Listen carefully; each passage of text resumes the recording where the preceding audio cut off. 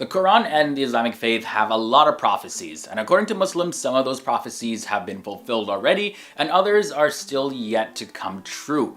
Now in this episode of FTD Facts, we're taking a look at 10 surprising prophecies in Islam that have not come true yet. So guys, welcome back to another episode. My name is Leroy Kenton, and this is a channel where you get to learn about the different countries, cultures, and people from around our world. Now we're diving into the world of Islam once again, so definitely make sure you watch this episode all the way until the end, because I have a lot of info that I cover in this video. It's a great day to be learning, you know. It's a little bit rainy and cloudy outside. I know I rely a lot on the natural light coming in, so the lighting may be a little bit off. But either way, sun is shining on the inside. It's a beautiful time. So I'm here to bring some sunshine, a little bit more sunshine in your day. And I also have 10 surprising prophecies in Islam to share with you. So let's just jump into it. Enough chit chat. Let's kick things off with number 10. We have the appearance of the Mahdi. Now, in simplest terms, the Mahdi is Islam's Messiah or Savior. Now, the Mahdi will rise up to launch a massive social transformation in the world in order to restore and modify all things under divine guidance. So yeah, similar to other Abrahamic religions, Jews who are waiting for the Messiah, Christians who are waiting for the second coming of Jesus, and Muslims are waiting for both the Mahdi and Jesus. Number 9, there will be moral decay. Now, according to Muslims, yes, a lot of this is happening, but there's gonna come a time where this is gonna be on another level that has never reached before. So the moral conditions at that time will be at an all-time low. In the Islamic Hadith, it says, "From among the potents of the hour are the following. Religious knowledge will be taken away by the death of religious learned men. Religious ignorance will prevail. Drinking of alcoholic drinks will be very common. There will be prevalence of open illegal sexual intercourse." And that's found in the Al-Muslim, volume 4, pages 1503 to 1504. Then next up, this is a pretty big one. At number 8, we have Mecca being attacked and the Kaaba being destroyed. Now, one of the last signs of the day of resurrection in Islam is the destruction of the Kaaba. And the Kaaba will actually be destroyed by Zul Suwakatayn, and he will be from Abyssinia, aka Ethiopia, and will destroy the Kaaba in order to steal its treasure and Kiswa, which is the cover of the Kaaba. And the destruction of the Kaaba is actually prophesied to happen after no faithful Muslim remains on the earth. Now, I talked about this briefly when I mentioned the return of the Mahdi, but it's also prophesied that, yes, Jesus will descend from heaven. So Muslims believe that Isa, aka Jesus, did not die on the cross, but that Allah raised him up to heaven, and that he's going to return one day to defeat the Dajjal, which is likened to the Antichrist. So according to the Hadith, Jesus is in the second heaven, and the Prophet Muhammad in this Hadith mentioned this, and I quote, "During the Mi'raj, which is the ascension, I met Isa on the second heaven. I found him of medium stature, reddish white. His body was so clean and clear that it appeared as though he had performed ghusl, which is an ablution cleansing of the entire body."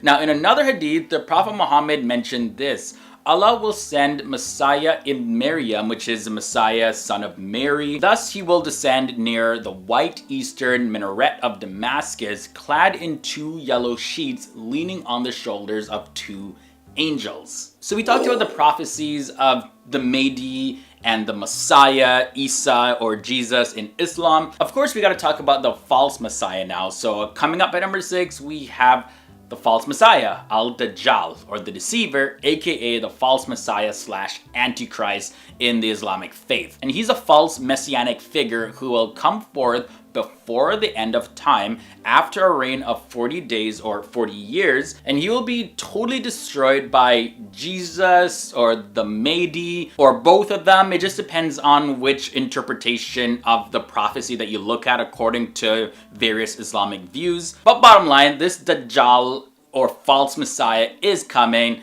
and he's gonna be destroyed. And then after that, the world will submit to God. And Dajjal, by the way, he's a bad brother. He's gonna be performing miracles and deceive a whole lot of people. He's gonna make it appear like he's raising people from the dead. So he's gonna be really convincing, and at this time, it's gonna be such a time of deception that, like, if you're not on your A game, you're gonna be deceived. This guy's gonna be the master deceiver. We talked a lot about 5 prophecies that haven't been fulfilled in Islam yet. We got 5 more to go. But before we get into those, just a reminder, if you're enjoying this episode so far, be sure to leave a like on this video. Leaving a thumbs up really does help. It helps actually a lot more people see the video. And if it's your first time here to the channel, do yourself a favor, hit that subscribe button and ring that bell. That way you'll be notified of our daily episodes. That's right, we post videos daily, so come back every single day. This is pretty much like the new generation of class. It's one of the best ways to learn when you're in self-isolation. We talk about a lot on this channel, so I don't want you to miss any videos. So now moving on to number 5, we have the prophecy of Yajuj and Majuj, aka Gog and Magog. So now this is recorded in the Quran in the following verse. But when Yajuj and Majuj are let loose and they rush headlong down every hill. So just to talk a little bit more about Yajuj and Majuj, what's going on here anyways? Well, they're located in a land that's hidden from our sight, and the exact location of where they are is unknown. But though there are many interpretations that do exist, none of these, however, can be said to be 100% absolute.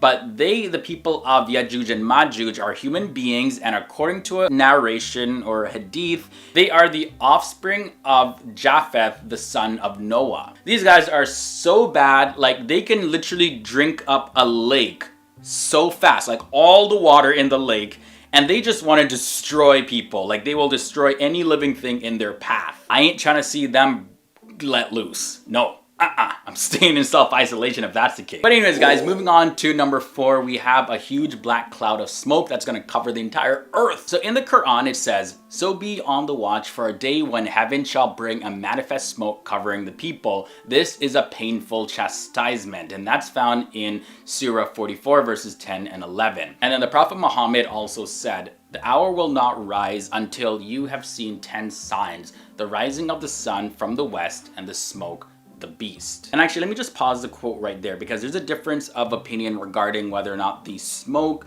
mentioned in this verse in the Quran refers to the smoke that was foretold as one of the signs of the final hour. It's mentioned that the smoke will cover the earth for a period of 40 days, which will affect both believers and disbelievers. Now, the believers will be affected as if they're suffering from a common cold or something, whereas the non-believers will suffer in a much more harsher way. But let's now move on to the prophecy of the beast of the earth. Now, the beast was also mentioned in the Quran in the following verse. "We shall bring forth for them out of the earth a beast that shall speak unto them." And you can find that in Surah 27, verses 82. Now, there's differences of opinion amongst scholars regarding the details of the beast, but they are as follows. So the first is the appearance. So some scholars have held to the belief that the beast is a she-camel of the prophet Salih, and others stated that it's an animal that is a hybrid of many different animals, and others even say that this is actually a human being. Now, the next point is the place of emergence. Some scholars state that the beast will emerge from Mecca. Others say that it's going to emerge from the desert and then disappear, then emerge from a village and then disappear, and then finally from the Masjid al-Haram in Mecca. Now, there's another opinion that states that this beast will emerge from Ta'if. Then the next difference is its speech. So the beast will address the people with the words of Allah, saying, "Mankind did not believe our signs," and that's in the Quran, Surah 7, verses 82, while other scholars quote Ibn Abbas that speaking refers to the action of the beast in differentiating the disbelievers from the believers. And then the final difference is the role that the beast is going to have. So the beast will be tasked to differentiate the believers from the disbelievers, and Abu Huraira narrates that the Prophet Muhammad said this: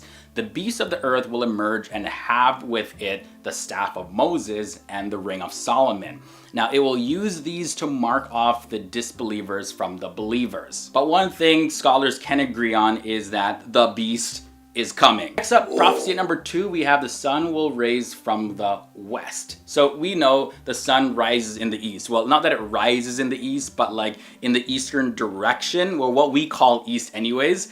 that's where the sun comes up, and over in the direction of the west, that's where the sun sets. But in Islam, it is prophesied that the sun will rise from the west instead of rising from the east in the end times before the day of judgment. Now, both the Quran and the Hadith, they talk about this phenomenon, and the occurrence of this phenomenon is considered in Islam as one of the major signs that indicate that the day of judgment is close. Specifically, the Quran says, "No good will it do to a person to believe then, if he believed not before, nor earned good by performing deeds of righteousness through his faith."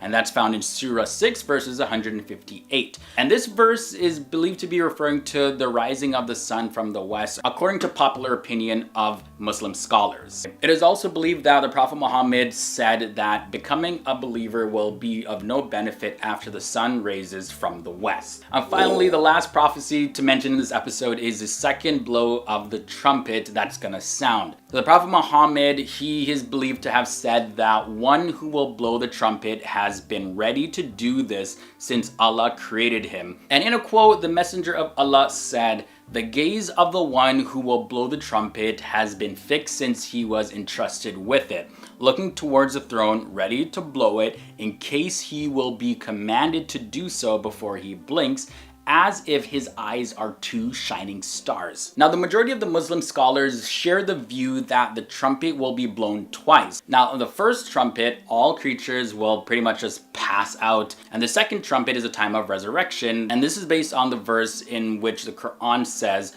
"And the trumpet will be blown, and all who are in the heavens and all who are on the earth will swoon away, except him who Allah wills. Then it will be blown a second time, and behold, they will be standing, looking on, waiting." And you can find that in the Quran, Surah 39, verses 68. And just like that, we've come to the end of this episode. That was 10 surprising prophecies in Islam that have not come true yet. Be sure to sound off in the comment section down below. Join in on the conversation. Let me hear your thoughts and comments about anything that I shared in this video. Also, if you have any future FTD Facts episodes that you want to see, leave your requests down below as well.